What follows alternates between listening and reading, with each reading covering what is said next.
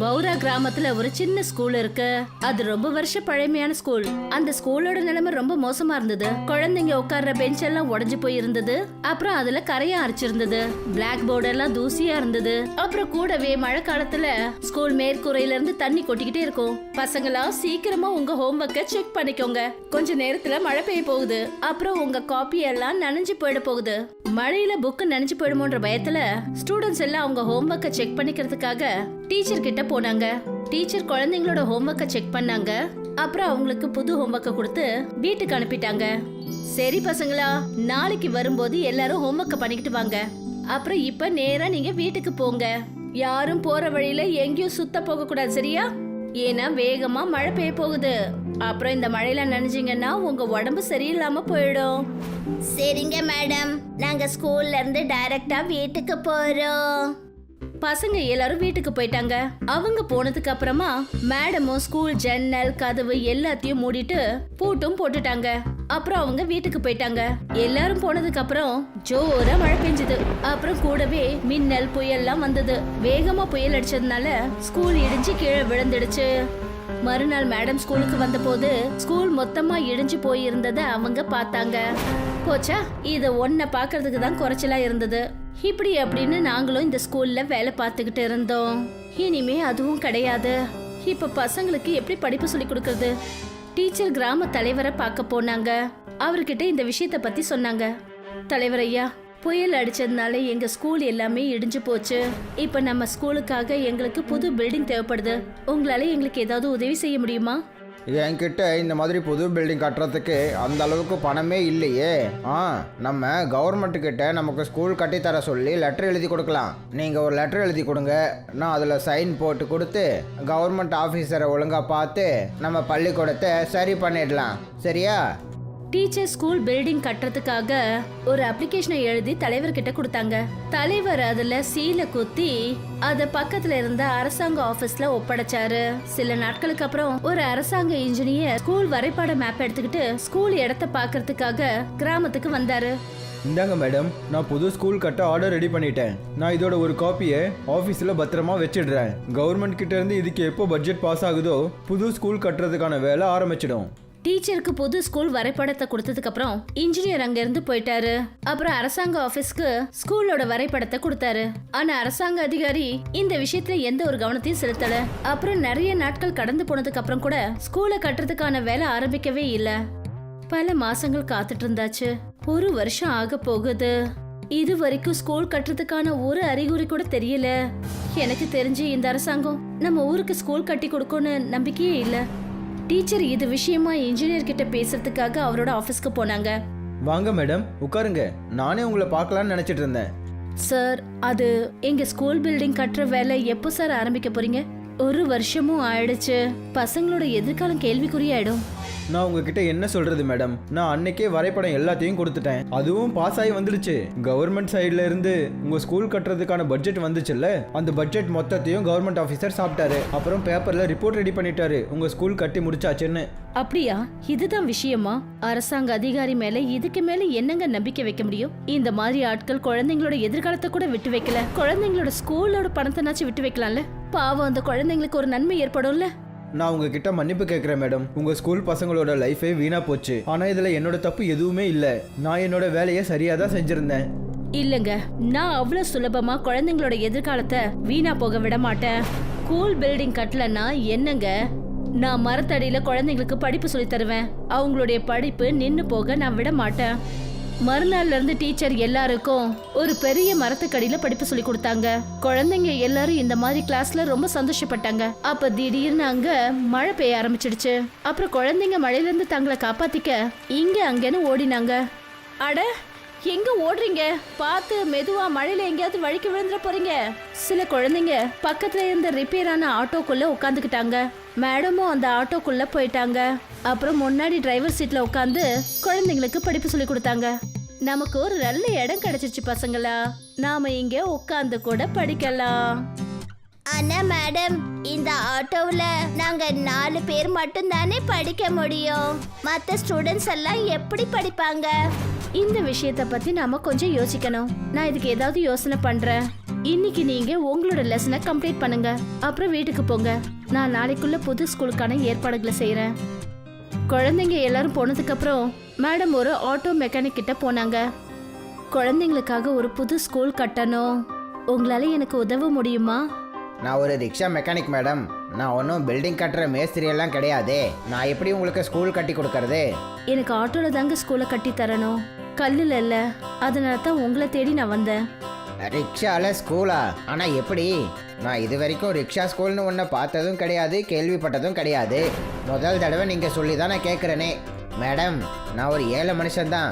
நீங்கள் எதுக்காக என்கிட்ட இப்போ கிண்டல் பண்ணிட்டு இருக்கீங்க? ஒருவேளை நீங்கள் கிண்டல் பண்ணலைன்னா இந்த விஷயத்த நீங்களே சொல்லுங்கள். ரிக்ஷா ஸ்கூலை எப்படி பண்ணுறதுன்னு சொல்லுங்கள். இங்க பாருங்க, ரொம்ப நாளா அங்க நிறைய ரிப்பேர் ஆன ஆட்டோக்கள் இருக்கு. அது எல்லாத்தையும் நீங்க ஒண்ணா இணைச்சு ஒரு ஆட்டோ ஸ்கூலை ரெடி பண்ணி தர முடியுமா? அதுல என்னோட ஸ்டூடெண்ட்ஸ் எல்லாரும் ஒண்ணா சேர்ந்து படிக்கணும். அப்படியா? அப்போ இதுதான் விஷயமா? நீங்கள் ஏன் முன்னாடியே இதை சொல்லலை?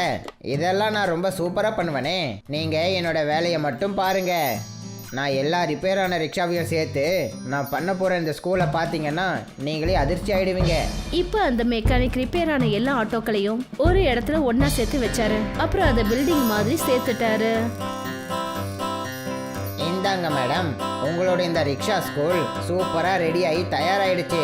படிக்கிறதுக்கு பிளாக் போர்டும் ஃபிக்ஸ் பண்ணிட்டேன். ரொம்ப ரொம்ப நன்றிங்க. இதுக்கு எவ்வளவு செலவாச்சோ அதோட பில்லை என்கிட்ட கொடுங்க, நான் உங்களுக்கு பே பண்ணிடுறேன். என்ன மேடம் இப்படியெல்லாம் பேசுகிறீங்க? நீங்கள் பசங்களோட எதிர்காலத்துக்காக இவ்வளோ விஷயம் பண்ணுறீங்க. நான் இந்த வேலையை கூட ஃப்ரீயாக பண்ணி தர மாட்டேனா? அது மட்டும் இல்லாமல் என்னோட பொண்ணு சுதாவையும் நீங்கள் தானே படிக்க வைக்கிறீங்க. அப்படின்னா சரி, நான் கிளம்புறேன்.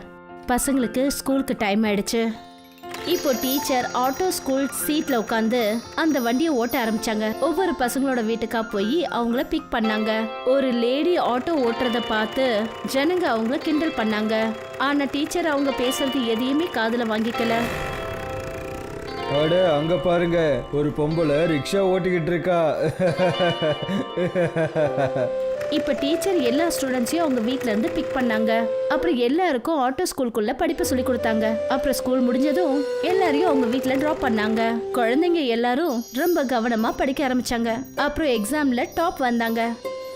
இங்க பாருங்க பசங்களா, நம்ம ஸ்கூலை பத்தின விஷயங்கள் நியூஸ் பேப்பர்ல ஆர்டிக்கலா வந்திருக்கு. எல்லாரும் டாப்பா வந்திருக்கீங்க. அதனால பசங்க எல்லாருக்கும் புது கிளாஸ் போறதுக்கான வாழ்த்துக்கள். இப்ப இந்த விஷயம் எல்லா இடங்கள்லயும் பரவிடுச்சு. ஒரு டீச்சர் ஸ்கூல் இல்லாத காரணத்தினால ஆட்டோல சுத்தி சுத்தி பசங்களுக்கு படிப்பு சொல்லி தராங்க. அரசாங்க காதுல இந்த விஷயம் விழுந்ததும் அரசாங்கம் அந்த ஏமாத்துக்கிற ஆபீசரை வேலையை விட்டு அனுப்பிட்டாங்க. அவங்க தான் ஸ்கூல் பில்டிங் காசை சாப்பிட்டவங்க. அப்புறம் இந்த நல்ல காரியத்தை செஞ்ச டீச்சருக்கு அவார்டு கொடுத்து மரியாதை செலுத்தினாங்க. நாக்பூரோட ஒரு சின்ன கிராமத்துல ஹர்ஷ் இருக்கான். ஹர்ஷ் தன்னோட அப்பா அம்மா கூட இருக்கான். ஹர்ஷோட அப்பா ஒரு ஏழை விவசாயி, அம்மா ஒரு டெய்லர். ரெண்டு பேரும் அவங்கவுங்க வேலையை செஞ்சு அவங்க குடும்பத்தை நடத்த முயற்சி பண்றாங்க. ஹர்ஷோட படிப்புக்கு பணம் செலவு பண்றதுக்காக ரெண்டு பேரும் ரொம்ப கவலைப்பட்டாங்க. எனக்கு என் ஹர்ஷ நினைச்சதும் ரொம்ப கவலையா இருக்குங்க. அவனோட படிப்பை பத்தி ரொம்ப கவலையா இருக்கு. ஹர்ஷ் இப்ப பெரியவன் ஆயிட்டான். அப்படி நாம அவனை இப்ப ஸ்கூல்ல சேர்த்து விடலன்னா அப்புறம் ரொம்ப பெரிய கஷ்டம் வந்துடுங்க. நானும் என்னோட எல்லா முயற்சிகளையும் செஞ்சுக்கிட்டு தானே இருக்கேன். நம்மளோட ஹர்ஷ் படிப்பில் ரொம்ப ஆர்வமாகவும் ரொம்ப புத்திசாலியாகவும் இருக்கான். இப்போவே அவன் ரொம்பவும் திறமையாகவும் ஆங்கிலமும் படிக்க ஆரம்பிச்சிட்டான். நம்ம நாளைக்கு காலையிலேயே அவனை கூட்டிக்கிட்டு ஒரு பெரிய பள்ளிக்கூடத்துக்கு போய் அவனுக்கு அட்மிஷன் போட்டுடலாம். ஹர்ஷ கூட்டிக்கிட்டு காலையிலேயே குசுமும் ராம்நாராயணனும் ஒரு பெரிய ஸ்கூலுக்கு போனாங்க. ராம்நாராயணன் அங்க இருக்கிற அழகை பார்த்து ரொம்ப அதிர்ந்து போயிட்டாரு. அம்மா, நான் இந்த ஸ்கூல்ல தான் படிக்க போறேனா? ஆமாண்டா கண்ணா, நீ இந்த ஸ்கூல்ல தான் படிக்க போற. இங்க படிச்சினா பெரிய ஆளா வருவ. அப்புறம் இதே மாதிரி நிறைய ஸ்கூலையும் நீ கட்டுவ. எனக்கு ரொம்பவே பதட்டமா இருக்கு. இவங்க நம்ம கிட்ட அதிகமா பணம் கேட்டுட்டாங்கன்னா? அட, முதல்ல நீங்க வாங்க, நாம முதல்ல அங்க போய் பாப்போமே. அங்க போனதுமே கேட்ல நின்று இருந்த வாட்ச்மேன் அவங்கள தடுத்து நிறுத்தினாரு. நில்லுங்க, எங்கே போயிட்டுருக்கீங்க? அனுமதி இல்லாமல் போயிட்டுருக்கீங்க. அது என்னன்னா, நான் என் பையனை இந்த பள்ளிக்கூடத்தில் அட்மிஷன் பண்ணுறதுக்காக வந்திருக்கேன். அட்மிஷனா? அதுவும் இங்கேயா? நீங்கள் உங்கள் நிலமையை மறந்துட்டீங்கன்னு நினைக்கிறேன். இங்கே பெரிய பணக்காரங்க பசங்க தான் வருவாங்க. ஆனால் உங்களை பார்த்தா என்ன தோணுதுன்னா நீங்கள் ஏதோ கூலி வேலை செய்கிற மாதிரி இருக்கே. நீங்க எதுக்காக இப்படிலாம் பேசிட்டு இருக்கீங்க? என்னோட பையன் படிப்புல ரொம்பவே திறமையானவன். தயவு செஞ்சு எங்களை உள்ள போக விடுங்களேன். எங்களை அவமானப்படுத்தாதீங்க. நான் தான் உங்ககிட்ட சொல்லிட்டேன்ல, கிளம்புங்க. இல்லைன்னா இந்த கொம்பை வச்சு உங்களை அடிக்க வேண்டிய நிலைமை வந்துடும். செக்யூரிட்டி அவங்கள அவமானப்படுத்தி அங்கேருந்து துரத்தினாரு. அப்போ அந்த ஸ்கூலோட ஒரு மாஸ்டர் அந்த இடத்துக்கு வந்தாரு. ராம்நாராயண் அப்புறம் அவங்க குடும்பத்தோட நிலைமைய பார்த்து என்ன சொன்னாருன்னா, செக்யூரிட்டி, நான் உங்ககிட்ட எத்தனை தடவை சொல்லியிருக்கேன் ஜனங்க கிட்ட இப்படியெல்லாம் பேசக்கூடாதுன்னு. கிளம்புங்க, போய் உங்கள் வேலையை பாருங்க. நான் இவங்களை பார்த்துக்கிறேன். நீங்கள் இப்போ என் கூட பிரின்சிபல் இருக்கிற ரூமுக்கு வாங்க. அப்புறம் எல்லாரும் சேர்ந்து பிரின்சிபலோட ஆஃபீஸுக்கு போனாங்க. இங்கே பாருங்க மேம், அது அவங்க பையனை நம்ம ஸ்கூலில் அட்மிஷன் போடுறதுக்காக இங்கே வந்திருக்காங்க. அதனால தான் நான் இவங்களை உள்ளே கூட்டிகிட்டு வந்தேன். பையன் படிப்பில் திறமையாகவும் ஆர்வமாக இருக்கான். சொல்லுங்க, என்ன விஷயம்? உங்களுக்கு எங்க ஸ்கூலோட பேர் என்னன்னு தெரியுமா? இது தீன் தயாள் ஸ்கூல். இது ரொம்ப பெரிய கான்வென்ட் ஸ்கூல். இங்கிலீஷ் மீடியத்தில் கற்றுக் கொடுக்குற மாதிரியே நாங்கள் இங்கே குழந்தைங்களுக்கு கற்றுக் கொடுப்போம். ஏன்னா அவங்களுக்கு டிசிப்ளின் வரணும்னு. எங்களோட பையனுக்கும் இந்த மாதிரி எல்லா குணங்களும் வேணும்னு நினைக்கிறோம் மேடம். அதுக்காக நாங்கள் எவ்வளோ பணம் வேணுமோ அவ்வளவும் தர்றதுக்கு தயாராக இருக்கோம் மேடம். ராம்நாராயணன் இப்படி சொன்னதுமே பிரின்சிபலும் அந்த மாஸ்டரும் பேராசை பிடிச்சு சிரிச்சாங்க. அப்போ மாஸ்டர் பிரின்சிபல் மேடம் கிட்ட மெதுவாக சொன்னாரு, இவங்க ஏழைங்க தான், ஆனால் இவங்க ஆசையை பயன்படுத்திக்கிட்டு நாம வேலையை காட்டிட வேண்டியது தான். அவரோட பையனோட படிப்புக்காக இவர் எவ்வளோ பணம் வேணாலும் கொடுப்பாரு. உங்களுக்கு ஓகேனா இவர்கிட்ட இருந்து டபுள் மடங்கு பணத்தை நம்ம வாங்கிடலாமா? இதெல்லாம் யாரோ சொல்லிக்கிட்டு இருப்பாங்களா? அவங்க கிட்ட இருந்து பணம் வந்தாதானே நம்மளும் நம்ம குடும்பத்தாருங்களும் சந்தோஷமா இருக்க முடியும். எவ்வளோ கொள்ளடிக்க முடியுமோ அவ்வளோ கொள்ளடிங்க. நம்மளோட ஸ்கூலில் 25,000 ரூபாய்க்கு அட்மிஷன் நடக்கும். நான் இவங்க கிட்ட 50,000 ரூபான்னு சொல்கிறேன். நீங்களும் சரின்னு சொல்லுங்கள். ராம்நாராயணன், நீங்கள் 50,000 ரூபாய் கொண்டு வந்து கொடுங்க. அப்புறம் உங்களோட பையனை இந்த ஸ்கூல்லேயே அட்மிஷன் பண்ணிட்டு போயிடுங்க. அது சார், இவ்வளோ பணத்தை நான் எங்கேருந்து கொண்டு வருவேன்? எனக்கு கொஞ்சம் டைம் கிடைக்குமா? இங்க பாருங்க, அப்படி உங்க பிள்ளையோட எதிர்காலம் நல்லா இருக்கணும்னு நீங்க ஆசைப்பட்டீங்கன்னா அட்மிஷன் போடுங்க. இல்லைன்னா தயவு செஞ்சு எங்க நேரத்தை வீணடிக்காதீங்க. இங்க இருந்து புறப்படுங்க. எப்ப பணம் கிடைக்குதோ அப்ப வாங்க. ராம் நாராயணன், குசும் அப்புறம் ஹர்ஷ் ரொம்ப நிராசையோட அங்கிருந்து வீட்டுக்கு போனாங்க. அப்பா, என் வயசு பசங்க எல்லாரும் ஸ்கூலுக்கு போக ஆரம்பிச்சிட்டாங்க. நல்ல நல்ல டிஃபன்லாம் கொண்டு போறாங்க. அது மாதிரி நான் எப்போ போவேன்? நீ கண்டிப்பாக போவ கண்ணா, ஆனால் கொஞ்சம் வெயிட் பண்ணி என்ன? ஹர்ஷ் நினைச்சா எனக்கு ரொம்ப கவலையா இருக்குங்க. 50,000 ரூபாய் பணத்துக்கு நாம எங்கெங்க போவோம்? நம்மளோட பையனை படிக்க வைக்கிறதுக்காக நான் என்ன வேணாலும் செய்வேன். நாம ஏன் நம்ம கிராமத்துக்கு போய் ராமு ஐயா கிட்ட உதவி கேட்க கூடாது? கிராமத்திலேயே ரொம்ப பழைய ஆளு, படிச்சவரும் அவரு தான். அவர் நிச்சயமா நமக்கு உதவி பண்ணுவாருங்க. ராம்நாராயண் அப்புறம் குசும் ராமு ஐயா வீட்டுக்கு போனாங்க. அப்புறம் அவர்கிட்ட எல்லா விஷயத்தையும் சொன்னாங்க. அப்புறம் ராமு ஐயா அவங்க கிட்ட சொன்னாரு, நீ உன்னோட பையனை நம்ம கிராமத்து பள்ளிக்கூடத்திலேயே ஏன்பா சேர்க்கல? நம்ம கிராமத்துல ஸ்கூலுன்னு ஒன்று இருக்கா என்ன? கிராமத்தில் யாரும் ஒழுங்காக படிப்பு சொல்லி கொடுக்கறதே இல்லை. அதனால தான் நாங்கள் அவனை வேற கிராமத்தில் இல்லை சிட்டியில் கொண்டு போய் சேர்க்கலான்னு நினச்சோம். நீங்கள் 2 பேரும் என் கூட வாங்க. நான் நம்மளோட கிராமத்திலேயே சிலதை உங்களுக்கு காட்டுறேன். ராமு ஐயா அவங்க 2 பேரையும் காட்டு வழியா ஒரு குகை இருக்கிற பக்கம் கூட்டிட்டு போனாரு. அப்புறம் சொன்னாரு, இந்த குகைக்குள்ள போங்க, உங்களுக்கு எல்லா விஷயமும் புரியும். ராம் நாராயணனும் குசுமும் அந்த குகைக்குள்ள போனப்ப ஒரு வேற உலகத்துக்கே அவங்க போயிட்டாங்க. அப்புறம் அவங்களுக்கு முன்னாடி ஒரு பெரிய பள்ளிக்கூடம் கண்ணுக்கு தெரிஞ்சது. அது அப்படியே தங்கமா இருந்தது. அந்த பள்ளிக்கூடத்துல தங்கத்துல பெல் இருக்கும், தங்கத்துல பிளாக் போர்டு, தங்கத்துல பெஞ்சு. அதுல பசங்க எல்லாம் உட்காந்து படிச்சுட்டு இருக்காங்க. இந்த பொருள் எல்லாத்தையும் பார்த்துட்டு குசுமும் ராம் நாராயணனும் அதிர்ச்சி ஆயிட்டாங்க. அப்புறம் ராமு ஐயா கிட்ட கேட்டாங்க, இதெல்லாம் எப்படி நடக்க முடியும்? அதுவும் நம்ம கிராமத்துல தங்கத்தாலான பள்ளிக்கூடம் எப்படி இருக்கு? அப்புறம் இது ஏன் மறைஞ்சிருக்கு? அப்பதான் ராமு ஐயா அவங்க கிட்ட எல்லா விஷயத்தையும் சொன்னாரு. ஆங்கிலேயர்களுக்கு பயந்து தான் நம்ம முன்னோர்கள் இந்த பள்ளிக்கூடத்தை இந்த இடத்துல கட்டி வச்சிருக்காங்க. நம்மளோட படிப்பு தடப்படக்கூடாதுங்கிறதுக்காக. என்னோட அப்பா இந்த பள்ளிக்கூடத்தில் ஆசிரியராக இருந்தார். ஒரு நாள் அவரை ஆங்கிலேயர்கள் பிடிச்சிட்டாங்க. 2 பைசா பிரயோஜனம் இல்லாதவங்க எங்களை மாதிரியே ஸ்கூல் கட்டி வேலை செய்கிறீங்களா? உங்களை நாங்கள் சும்மா விட மாட்டோம். ஆனால் நாங்கள் உங்களை என்ன தொந்தரவு பண்ணோம்? உங்கள் பசங்களுக்கு படிப்பு சொல்லி கொடுத்து எங்களை விட மேலே வரணும்னு நினைக்கிறீங்களா? இந்த மாதிரி எப்போவும் நடக்க விட மாட்டோம். நீங்கள் எங்ககிட்ட என்ன எதிர்பார்க்குறீங்க? நாங்கள் என்ன பண்ணணும்? உங்களோட மொத்த கிராமத்துலையும் எவ்வளோ தங்கம் இருக்கோ அது எல்லாம் எங்களுக்கு வேணும். அப்புறம் இந்த அழுக்கான ஸ்கூலை காலி பண்ணிட்டு இங்கேருந்து கிளம்பிடுங்க. நான் எதுக்காக மொத்த தங்கத்தையும் இவங்களுக்கு கொடுக்கணும்? எல்லா தங்கத்தையும் எடுத்துக்கிட்டு அந்த காட்டுக்குள்ள இருக்க குகையில மறைஞ்சிக்குவேன். அப்புறம் ஒரு புதிய உலகத்தை உருவாக்குவேன். அந்த நாள்ல இருந்து இப்போ வரைக்கும் நம்ம நாக்பூர் கிராமத்து ஆளுங்க அந்த தங்க பள்ளிக்கூடத்துக்கு அந்த குகையோட வழியா தான் போயிட்டு இருக்காங்க. அட கடவுளே, அப்படின்னா உண்மையான விஷயம் என்னன்னா நீங்க என்னோட குழந்தையையும் இந்த தங்க ஸ்கூல்ல அனுமதி கொடுப்பீங்களா? தயவு காட்டுங்க ராமையா, என்னோட பையன் படிக்க வேண்டியது ரொம்பவே அவசியம். நான் உன்னோட பையனுக்கு இந்த பள்ளிக்கூடத்தில் அட்மிஷன் கொடுக்கணும்னா நீ சிட்டியில் இருக்கிற ஸ்கூலோட முகத்தெரியை கிழிக்கணும். அவங்க நம்ம கிராமத்தில் இருக்கிற நிறைய பேரை அவங்க பக்கம் எடுத்துக்கிட்டாங்க. நாம் அவங்கள மாட்டி விட்டே ஆகணும். நம்ம கண்டிப்பாக அப்படி செஞ்சே ஆகணும். அவங்களுக்கு கண்டிப்பாக தண்டனை கொடுக்கணும்.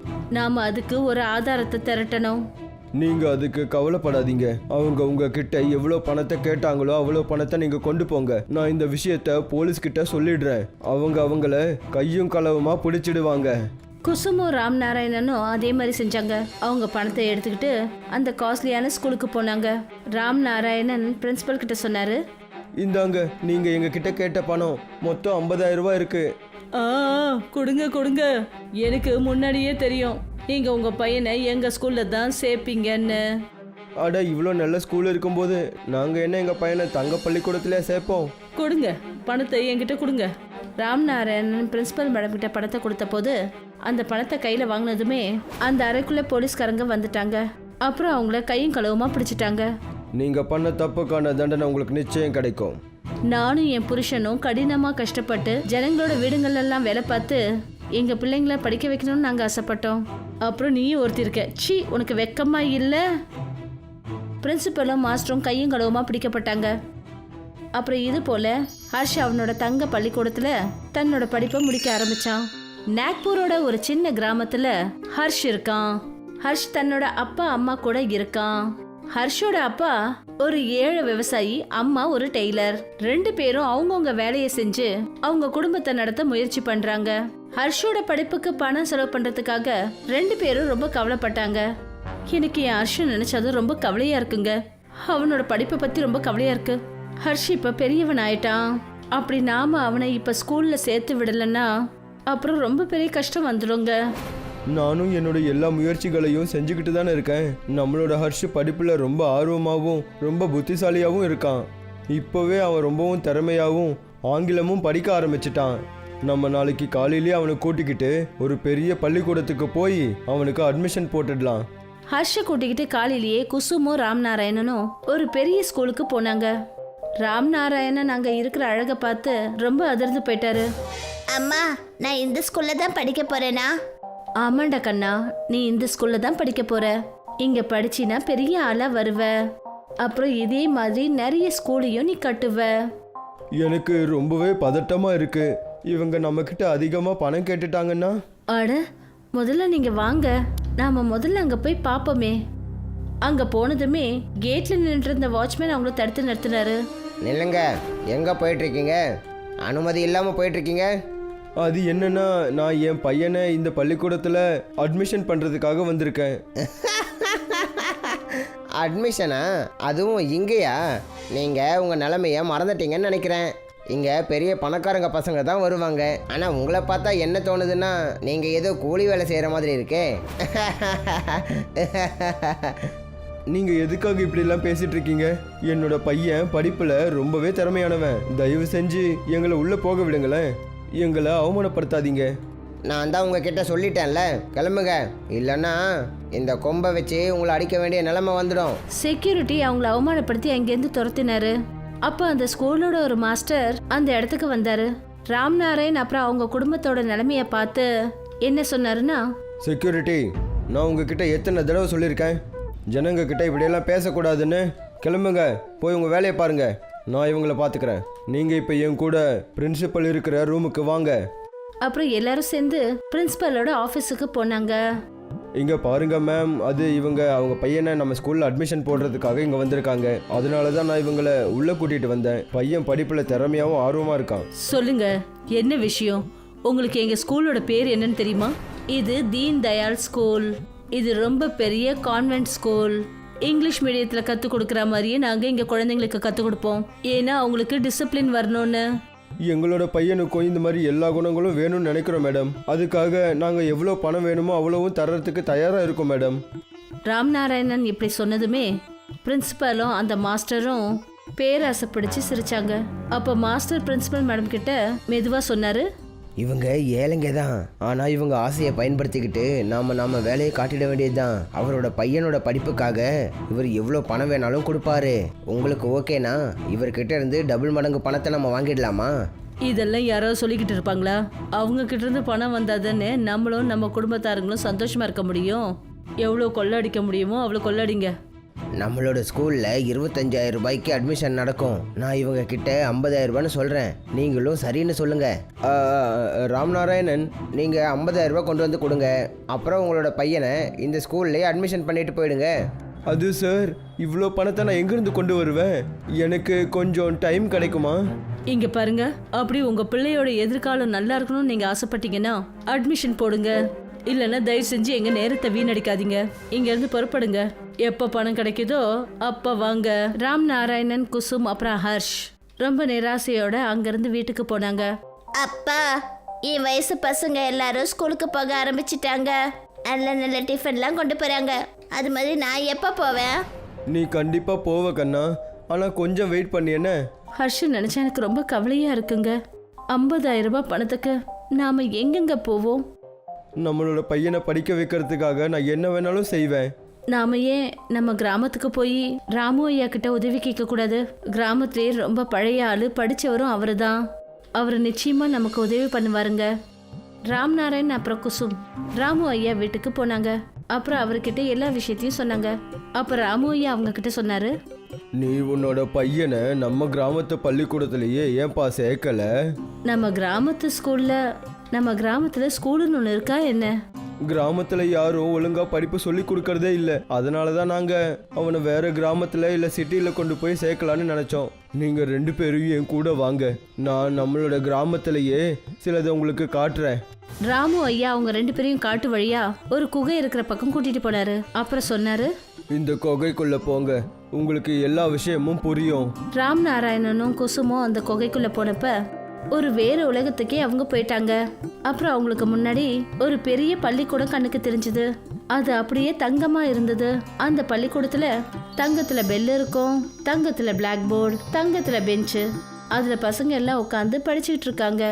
இந்த பொருள் எல்லாத்தையும் பார்த்துட்டு குசுமும் ராம் நாராயணனும் அதிர்ச்சி ஆயிட்டாங்க. அப்புறம் ராமு ஐயா கிட்ட கேட்டாங்க, இதெல்லாம் எப்படி நடக்க முடியும்? அதுவும் நம்ம கிராமத்தில் தங்கத்தாலான பள்ளிக்கூடம் எப்படி இருக்கு? அப்புறம் இது ஏன் மறைஞ்சிருக்கு? அப்பதான் ராமு ஐயா அவங்க கிட்ட எல்லா விஷயத்தையும் சொன்னாரு. ஆங்கிலேயர்களுக்கு பயந்து தான் நம்ம முன்னோர்கள் இந்த பள்ளிக்கூடத்தை இந்த இடத்துல கட்டி வச்சிருக்காங்க. நம்மளோட படிப்பு தடப்படக்கூடாதுங்கிறதுக்காக. என்னோட அப்பா இந்த பள்ளிக்கூடத்தில் ஆசிரியராக இருந்தார். ஒரு நாள் அவரை ஆங்கிலேயர்கள் பிடிச்சிட்டாங்க. 2 பைசா பிரயோஜனம் இல்லாதவங்க எங்களை மாதிரியே ஸ்கூல் கட்டி வேலை செய்கிறீங்களா? உங்களை நாங்கள் சும்மா விட மாட்டோம். ஆனால் நாங்கள் உங்களை என்ன தொந்தரவு பண்ணோம்? உங்கள் பசங்களுக்கு படிப்பு சொல்லி கொடுத்து எங்களை விட மேலே வரணும்னு நினைக்கிறீங்களா? இந்த மாதிரி எப்போவும் நடக்க விட மாட்டோம். நீங்கள் எங்ககிட்ட என்ன எதிர்பார்க்குறீங்க? நாங்கள் என்ன பண்ணணும்? உங்களோட மொத்த கிராமத்துலையும் எவ்வளோ தங்கம் இருக்கோ அது எல்லாம் எங்களுக்கு வேணும். அப்புறம் இந்த அழுக்கான ஸ்கூலை காலி பண்ணிட்டு இங்கேருந்து கிளம்பிடுங்க. நான் எதுக்காக மொத்த தங்கத்தையும் இவங்களுக்கு கொடுக்கணும்? எல்லா தங்கத்தையும் எடுத்துக்கிட்டு அந்த காட்டுக்குள்ளே இருக்க குகையில் மறைஞ்சிக்குவேன். அப்புறம் ஒரு புதிய உலகத்தை உருவாக்குவேன். அந்த நாளில் இருந்து இப்போ வரைக்கும் நம்ம நாக்பூர் கிராமத்து ஆளுங்க அந்த தங்க பள்ளிக்கூடத்துக்கு அந்த குகையோட வழியாக தான் போயிட்டு இருக்காங்க. அட கடவுளே, அப்படின்னா உண்மையான விஷயம் என்னன்னா நீங்க என்னோட குழந்தையையும் இந்த தங்க ஸ்கூல்ல அனுமதி கொடுப்பீங்களா? தயவு காட்டுங்க ராமு ஐயா, என்னோட பையன் படிக்க வேண்டியது ரொம்பவே அவசியம். நான் உன்னோட பையனுக்கு இந்த பள்ளிக்கூடத்தில் அட்மிஷன் கொடுக்கணும்னா நீ சிட்டியில் இருக்கிற ஸ்கூலோட முகத்தெரியை கிழிக்கணும். அவங்க நம்ம கிராமத்தில் இருக்கிற நிறைய பேரை அவங்க பக்கம் எடுத்துக்கிட்டாங்க. நாம் அவங்கள மாட்டி விட்டே ஆகணும். நம்ம கண்டிப்பாக அப்படி செஞ்சே ஆகணும். அவங்களுக்கு கண்டிப்பாக தண்டனை கொடுக்கணும். நாம அதுக்கு ஒரு ஆதாரத்தை திரட்டணும். நீங்கள் அதுக்கு கவலைப்படாதீங்க. அவங்க உங்ககிட்ட எவ்வளோ பணத்தை கேட்டாங்களோ அவ்வளோ பணத்தை நீங்கள் கொண்டு போங்க. நான் இந்த விஷயத்த போலீஸ்கிட்ட சொல்லிடுறேன். அவங்கள கையும் களவுமா பிடிச்சிடுவாங்க. குசுமும் ராம் நாராயணனும் அதே மாதிரி செஞ்சாங்க. அவங்க பணத்தை எடுத்துக்கிட்டு அந்த காஸ்ட்லியான ஸ்கூலுக்கு போனாங்க. ராம் நாராயணன் பிரின்சிபல் கிட்ட சொன்னாரு, இந்தாங்க, நீங்கள் எங்ககிட்ட கேட்ட பணம் மொத்தம் 50,000 ரூபாய் இருக்கு. ஆ கொடுங்க கொடுங்க. எனக்கு முன்னாடியே தெரியும் நீங்க உங்க பையனை எங்க ஸ்கூல்ல தான் சேர்ப்பீங்கன்னு. அட இவ்வளோ நல்ல ஸ்கூல் இருக்கும்போது நாங்கள் என்ன எங்கள் பையனை தங்க பள்ளிக்கூடத்திலே சேர்ப்போம்? கொடுங்க பணத்தை என்கிட்ட கொடுங்க. ராம்நாராயணன் பிரின்சிபல் மேடம் கிட்ட பணத்தை கொடுத்த போது அந்த பணத்தை கையில வாங்கினதுமே அந்த அறைக்குள்ள போலீஸ்காரங்க வந்துட்டாங்க. அப்புறம் அவங்கள கையும் களவுமா பிடிச்சிட்டாங்க. நீங்கள் பண்ண தப்புக்கான தண்டனை உங்களுக்கு நிச்சயம் கிடைக்கும். நானும் என் புருஷனும் கடினமா கஷ்டப்பட்டு ஜனங்களோட வீடுங்கள்ல எல்லாம் வேலை பார்த்து எங்க பிள்ளைங்கள படிக்க வைக்கணும்னு நாங்க ஆசைப்பட்டோம். அப்புறம் நீயும் ஒருத்தி இருக்க. சீ, உனக்கு வெக்கமா இல்ல? பிரின்சிபலும் மாஸ்டரும் கையும் களவுமா பிடிக்கப்பட்டாங்க. அப்புறம் இது போல ஹர்ஷ் அவனோட தங்க பள்ளிக்கூடத்துல தன்னோட படிப்பை முடிக்க ஆரம்பிச்சான். இதுதான் சதுர்வேதியோட குடும்பம்.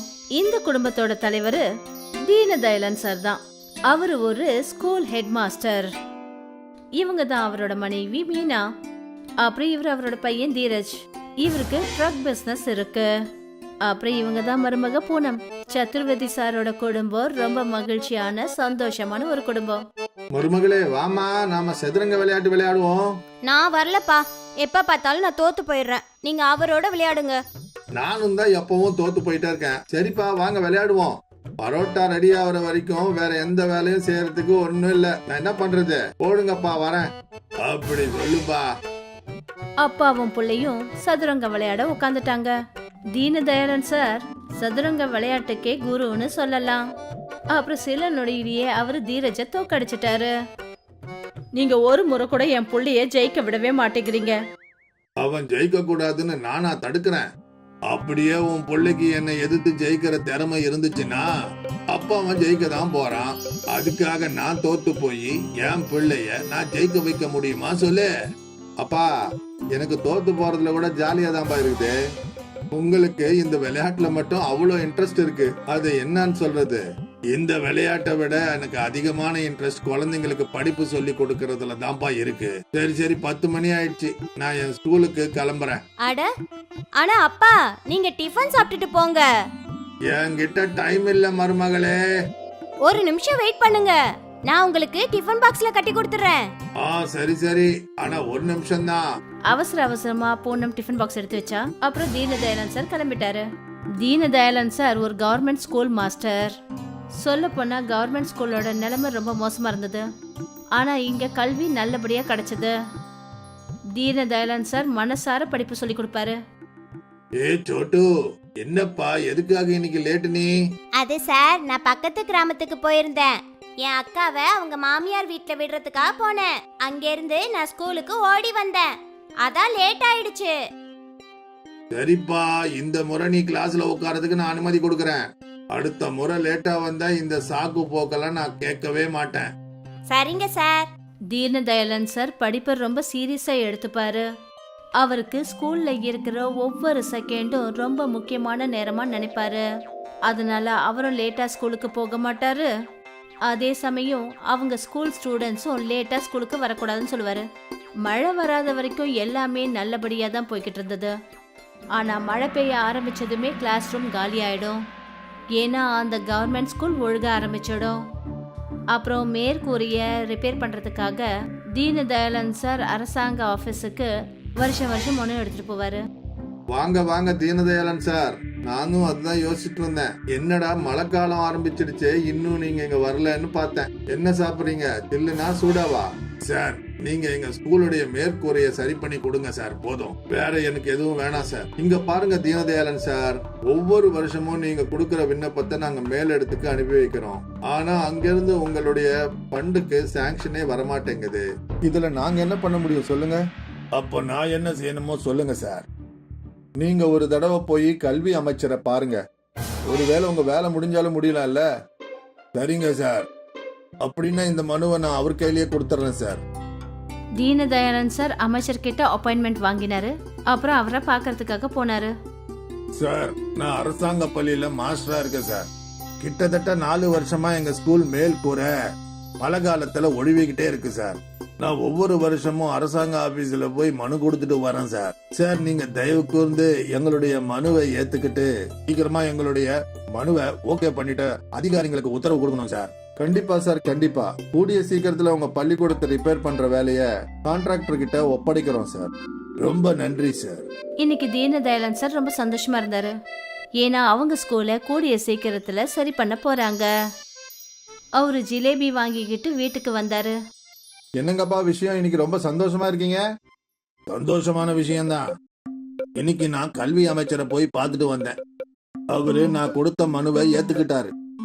ரொம்ப சீக்கிரத்துல ஸ்கூலோட மேல்கூரைய ரிப்பேர் பண்ணுவாங்க. அடேங்கப்பா, இது ரொம்ப நல்ல விஷயமாச்சே.